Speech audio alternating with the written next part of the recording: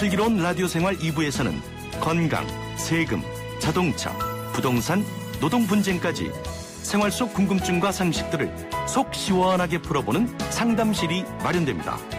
상담이 필요하신 분은 유료 문자 샵 0945, 우물정 0945번이나 YTN 라디오 전용 애플리케이션 예스 채팅창을 통해 참여하실 수 있습니다.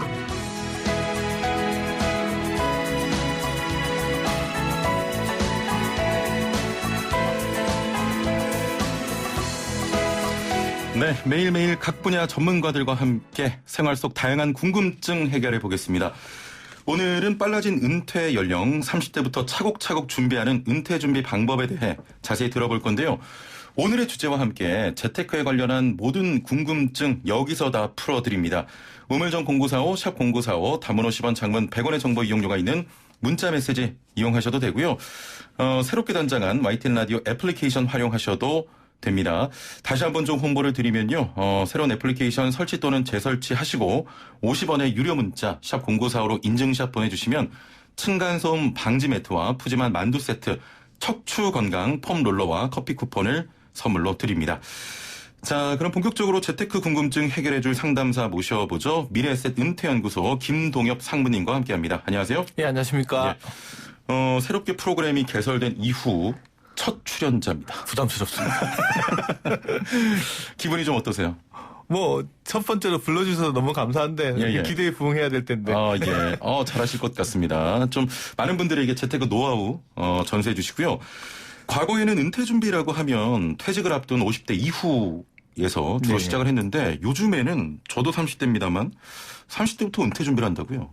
그런 경향들이 있다는 건데, 주류는 아니고, 이게 외국에서 파이어족이라는 게 있어요. FIRE? 그러니까 Financial Independence. 재무적으로 독립을 하고, Retire Early. 은퇴를 빨리 하고 싶다. 아, 그렇군요. 외국에서 이제 좀 약간 고소득층이나 아니면 이제 고학력층 중심으로 해가지고, 자신들의 이 재무 준비를 좀 빨리 해서, 그냥 하고 싶은 일 빨리 그만두고 자기 하고 싶은 일 하고 살고 싶다라는 이야기에서 이제 파이어족이라는 게 나오면서 이제 그 말이 유행처럼 퍼지면서 이제 외국에서는 유행이 됐고요. 파이어족. 예, 반대로 일본 같은 경우에는 좀 반대 경향도 있습니다. 페러사이트라는 영화 아시죠? 기생충이라는. 페러사이트 싱글이라는 말이 일본에서는 유행합니다. 어떤 뜻입니까? 기생하는 싱글인데 부모로부터 독립하지 않고 계속적으로 부모님한테 기대서 사는 거예요. 그래서 자기의 재무적인 역량을 어떻게 할지는 잘 모르겠지만 부모한테 많이 의지하면서 사는. 전혀 상반된. 두 가지 경향들이 있고 우리나라에서는 보면 은퇴랑 연관시켜서 이야기하기는 좀 그렇지만 투자에 대한 관심이 상당히 많이 늘어난 건 사실인 것 같아요. 나갔을 때 대학생들 대상으로 하거나 이제 직장 초년생들 대상으로 강의를 하면 이런 질문까지 하는 정도의 아주 깊은 난이도의 질문들이 들어옵니다. 그래서 깜짝 당황할 수가 있고, 그래서 이제 요즘은 그쪽 계층들 대상으로 이제 강의를 하거나 상담을 할 때는 상당히 긴장이 됩니다. 왜냐하면 너무 디테일한 부분. 어떤 질문이 들어올지 모르니까. 그렇죠. 요즘 같은 경우에는 어려운 이야기로 유가 관련돼서 ETN이나 ETF의 롤오버가 어떻게 이루어지냐 이런 거 물어보면 일반인들 보면 잘 모르잖아요. 그럼요. 근데 자기가 직접 투자를 해보고 당해보고 경험해본 일들 가지고 구체적으로 질문을 하기 때문에 상당히 어려운 경우가 많고 이 정도로 달라졌구나 라는 부분들을 체감할 수 있습니다. 우리 말씀 들어보니까 저는 뭐하고 살고 있는지 잘 모르겠네요. 이렇게 30대부터 은퇴 준비를 하는, 그리고 조금 더 깊은 지식을 쌓고 투자를 하는 그런 이유를 어디서 찾을 수 있을까요? 첫 번째는 저희가 보기엔 저금리 같아요. 저금리. 금리가 너무 낮아지다 보니까 옛날처럼 그냥 따박따박 전략하는 것만 가지고는 수익을 얻기가 힘들어졌거든요. 그 투자를 해서 수익을 좀 더 높여야 되겠다라는 이제 전략이 아니고 전략을 세우는. 그러니까 전략보다는 전략이 중요한 시대에 살고 있기 때문에 거기에 대한 관심들이 상당히 높아졌고요. 그다음에 주변에서 보니까 최근에 부동산 가격이 너무 큰 폭으로 뛰고 주식시장이 너무 요동을 치다 보니까 이 과정에서 주변에 수익을 많이 냈다라는 정보들을 많이 듣거든요. 사람들이 제일 힘들 때가 뭐냐면 자기가 투자를 해서 손해를 봤을 때보다는 자기 주변에 있는 사람이 수익이 났을 때 힘듭니다. 상대적으로 비교를 하거든요. 금방 말씀하셨다시피 나는 뭐 하고 있나 이런 생각 들거든요. 그러면 이제 관심을 가지기 시작하고 주변에서 보니까 수익 났다는 사람들의 전략 같은 것들에 조금씩 눈 뜨게 되고 누구는 삼성전자를 투자해서 상당히 큰 수익을 냈다는데 나도 한번 해볼까? 뭐 이런 생각들을 가지게 되는 것들도 최근에는 있는 것 같고 그러다 보니까 이제 공부를 하기 시작을 했습니다. 아, 그렇군요. 예. 그렇다면 이전 30대들과 현재 30대들 좀 어떤 차이가 있을까요? 최근에 이제 2월달, 3월달 주가가 크게 떨어진 적이 있잖아요. 그때 이제 저도 연구소에서 이제 같은 연구원들한테 무슨 이야기를 했냐면 이렇게 주가가 큰 폭으로 떨어지면 투자 심리가 많이 위축이 된다. 그러니까 거기에 관련돼서 이제 컨텐츠나 대응 논리 같은 것들을 좀 준비해 보자라고 이야기를 했었는데 틀렸습니다. 주가가 떨어지니까 사람들이 오히려 이걸 기회라고 생각해서 오히려 들어오시는 분들이 막 사는 거죠. 그래서 경험이 많이 생겼다. 약간 스마트해지기 시작했다. 그래서 이걸 기회로 삼을 줄 안다라는 생각들을 하게 됐고요. 근데 두 번째 느낀 거는 이 작은 성공이 큰 실패를 낳을 수도 있겠다라는 생각들이 들어요. 뭐냐 그러면 사람들이 이제 실패는 성공의 어머니다라는 이야기를 많이 하잖아요. 근데 그런 경우보다 성공이 실패의 어머니가 되는 경우가 훨씬 더 많습니다. 이게 처음에 조금 수익이 났다라고 생각해서 그 경험의 패턴들이 앞으로도 계속 성공할 거라고 보장할 수는 없죠. 근데 그렇게 생각하는 경우가 많아요. 삼성전자가 주가가 떨어졌을 때 그때 들어가서 사서 수익을 20-30% 냈더니 다른 방법의 투자도 그게 또 맞다라고 생각하거든요. 대표적으로 요즘 주가가 이렇게 떨어졌을 때 지금도 이거 사면 또 벌을 수 있겠다라고 생각해서 들어갔는데 유가가 자기가 생각했던 것보다 더 떨어지는 일이 발생하거든요. 그러다 보니까 이게 내가 한 번 맞았던 일들이 무한 반복되지는 않거든요. 그렇습니다. 그래서 이제 투자할 때 우리가 조심해야 될 것 중에 하나가 황금 손가락 증후군을 조심하라고 이야기합니다. 황금 손가락 증후군. 이게 뭐냐면요. 자기가 투자했던 종목이나 대상들이 한두 번 정도 수익을 내면 자기 손가락을 쳐다봐요. 내가 찍으면 다 올라가네. 감안하는 겁니다. 이 증상이 빠지게 돼 있어요. 그러다 보면 자기가 처음에 생각했던 것보다 더 많은 자금들을 동원하게 됩니다. 심지어 레버리지까지도 끌어다가 투자를 하는 경우들이 생겨요. 평상심을 잃어버리는 경우가 생기는 거거든요. 그렇군요. 그래서 그 부분을 좀 상당히 좀 조심해야 될 부분들이 있습니다. 그래서 그런 것들 좀 신경을 써가지고 투자하는 게 좋을 것 같습니다. 알겠습니다. 저희가 중간중간 들어오는 상담 이어가 보도록 하겠습니다. 먼저 3302번님인데요. 부부 합산 600만 원 정도 버는 30대 초반의 직장인입니다. 저축은 어느 정도 하고 보험은 어느 정도 하는 게 가장 평균적인가요? 라고 하셨네요. 저축이라는 거는 일단 어느 정도 할 거라는 것보다는 이제 자기 생활비 쓰는 기본 폭이 있을 거 아니에요.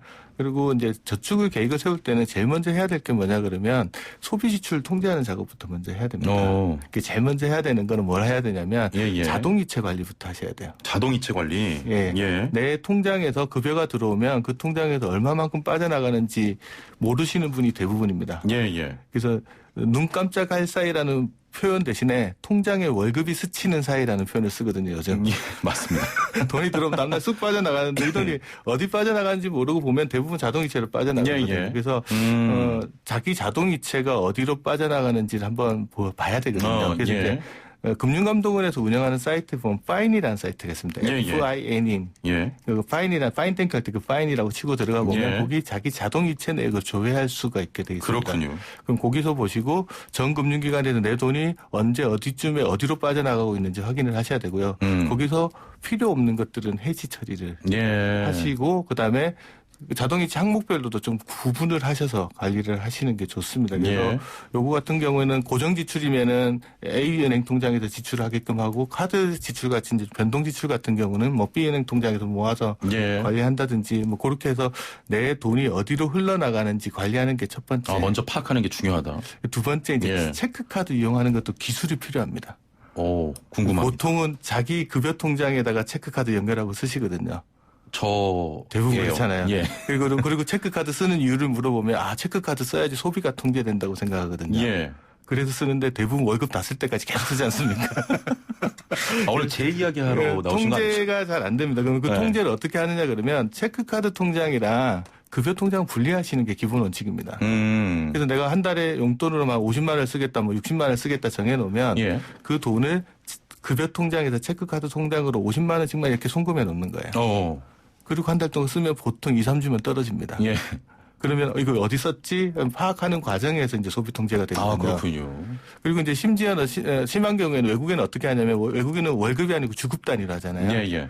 그 주급 단위, 주 단위로 송금했을 때 소비 통제가 훨씬 더 잘 된다라는 이야기들이 나옵니다. 그래서 보통 송금도 금요일 날 저녁에 송금하는 것보다는 월요일 아침에 송금하는 게 낫다.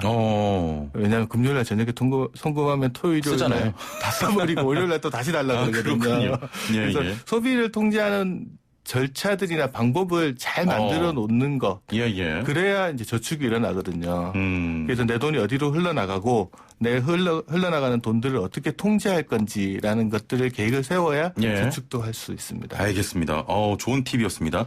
자, 단문 50원, 장문 100원의 정보 이용료가 있는 샵 0945, 우물정 0945번으로 은퇴, 재테크 상담 모두 보내주시길 바랍니다. 저희가 방금처럼 바로 답변을 해드리도록 하겠습니다. 4564번님, 안녕하세요. 재테크에 관심이 있는 30대 중반입니다. 요즘 적금이나 연금 상품 많은데요. 10년, 20년 뒤를 바라보고 준비하기에 돈의 가치와 물가 상승률을 고려했을 때 실제 나의 노후를 준비하기보다 단지 은행이나 보험사를 위한 상품들 아닌가요? 안 하는 것보다야 낫다고 하지만 차라리 그 돈으로 오피스텔 적은 걸 투자하거나 우량주에 넣어놓는 게 더 나은 방향 아닙니까? 적금, 연금 상품이 과연 노후 준비에 맞다고 보시는지 궁금합니다. 이 질문은 전통적으로 가장 많이 나오는 질문 중 하나거든요. 왜냐하면 적금이나 특히 연금 상품 같은 경우는 10년, 20년, 30년을 투자하는 상품이잖아요. 저축하는 상품이잖아요. 그렇습니다. 그러다 보니까 물가 상승률을 제대로 해치해 주느냐 여기에 대한 질문 많이 하거든요. 근데 최근에 이제 연금 저축이나 연금 관련된 상품들은 어디에 투자할 수 있냐 그러면 요즘 핫한 ETF 같은 상품에 투자할 수 있습니다. 그러니까 주식에 직접은 투자하지는 못하지만 주식을 기초자산으로 하는 펀드 같은 데다가 다 투자할 수가 있거든요. 심지어 요즘 또 조물주에 건물주라고 해서 이 부동산에도 관심 많으시잖아요. 근데 작은 금액 가지고 부동산 투자할 수 없잖아요. 그래서 대안적으로 등장한 상품이 리츠라는 게 있거든요. 그렇습니다. 그 리츠에 투자할 수 있습니다. 퇴직연금 같은 연금 상품들은. 그래서 이 연금이 나쁜 게 아니고 연금 안에서 투자할 수 있는 상품을 기존에는 대부분 원리금 보장 형태의 금리형 상품에만 투자해 오셨으니까 금리가 너무 낮아서 갈등을 하시는 거거든요. 근데 대안적으로 투자할 수 있는 상품군 중에서 투자형 상품들이 상당히 많아 있고 금방 말씀드린 ETF가 됐던 아니면 리츠가 됐던 대안 투자 상품들 되게 많이 있으니까 그런 것들 좀 공부하셔가지고 투자하시면 그 연금은 그릇이고요. 안에 담을 수 있는 상품은 상당히 많이 있습니다. 그런 것들 조금 알아보시고 자기 자산 관리하는 게 좋을 것 같습니다. 조금만 더 자세히 알아보시면 더 다양한 투자할 수 있는 상품들이 많다는 말씀이었습니다. 최근 부동산 보면 30대 아파트의 매수가 크게 늘었다고 합니다. 30대가 재테크 수단으로 아파트를 선택하는 특별한 이유가 있다면 어떤 게 있을까요? 많이 올랐으니까 하는 건데 제가 보기에는 이제 저금리가 이것도 가장 큰 원인인 것 같아요. 이렇게 한번 생각해 볼게요.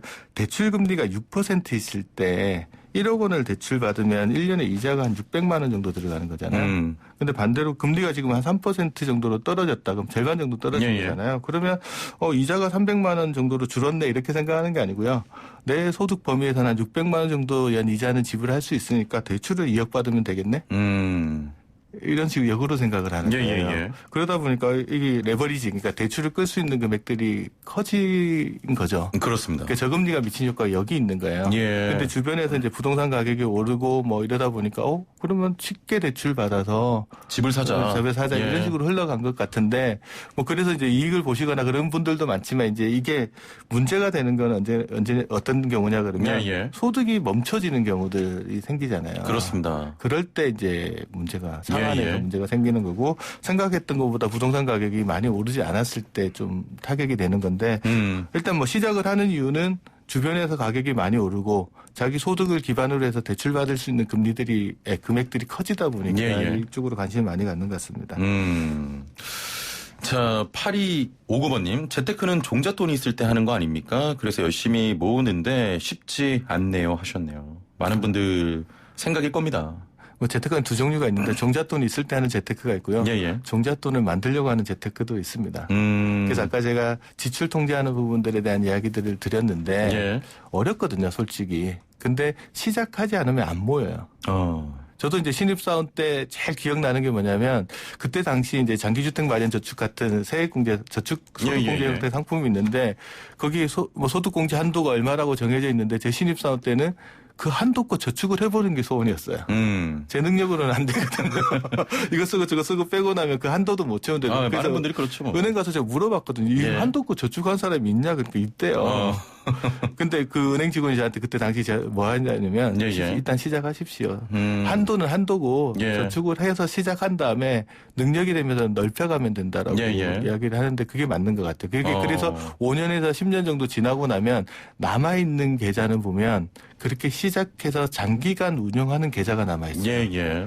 단기간 1년짜리 뭐 6개월짜리 이렇게 한 것들은 어느 순간 다 사라져버리고 어디로 갔는지 모르거든요.